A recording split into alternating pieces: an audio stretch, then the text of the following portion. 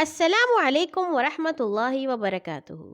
ہنستے مسکراتے چمکتے دمکتے بہادر ہوشیار ساتھیوں، کہانی زبانی کی جانب سے خوش آمدید، جہاں آپ سنتے ہیں روزانہ رنگ برنگی نئی پرانی ہستی ہساتی سیکھتی سکھلاتی سچی خیالی تاریخی قرآنی اور دیس دیس کی مزیدار کہانیاں۔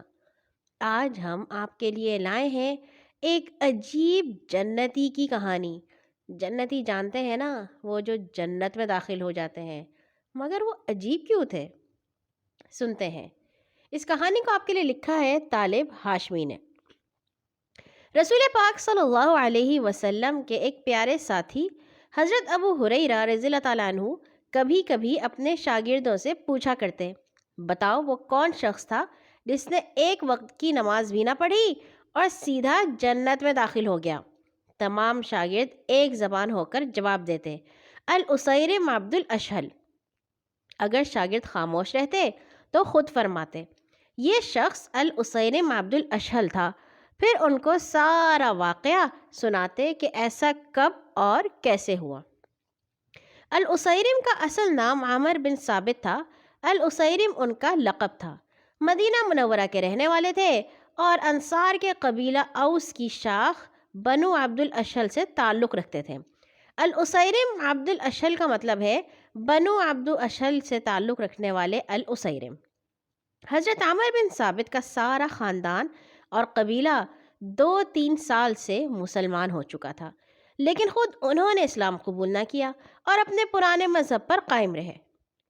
3 ہجری میں احد کی لڑائی پیش آئی اور رسول اکرم صلی اللہ علیہ وسلم اپنے پیارے ساتھیوں کے ہمراہ جنگ کے میدان میں تشریف لے گئے۔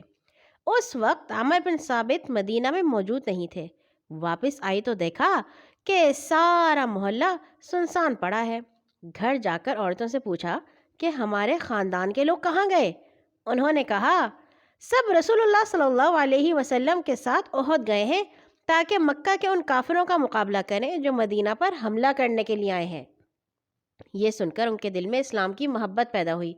اسی وقت زرہ پہنی، ہتھیار لگائے اور گھوڑے پر سوار ہو کر احد کی طرف روانہ ہو گئے۔ ابھی لڑائی شروع نہیں ہوئی تھی۔ عامر رضی اللہ تعالیٰ عنہ رسول اکرم صلی اللہ علیہ وسلم کی خدمت میں حاضر ہوئے اور عرض کیا، اے اللہ کے رسول، لڑائی شروع ہونے والی ہے، یہ فرمائیے کہ پہلے اسلام قبول کروں یا ویسے ہی آپ کی طرف سے مکہ والوں کے سے لڑوں؟ آپ صلی اللہ علیہ وسلم نے فرمایا، دونوں کام کرو، پہلے اسلام قبول کرو پھر اللہ کی راہ میں لڑو۔ انہوں نے کہا، اے اللہ کے رسول، میں نے 1 رکعت نماز بھی نہیں پڑھی، اگر لڑائی میں مارا گیا تو کیا بخشا جاؤں گا؟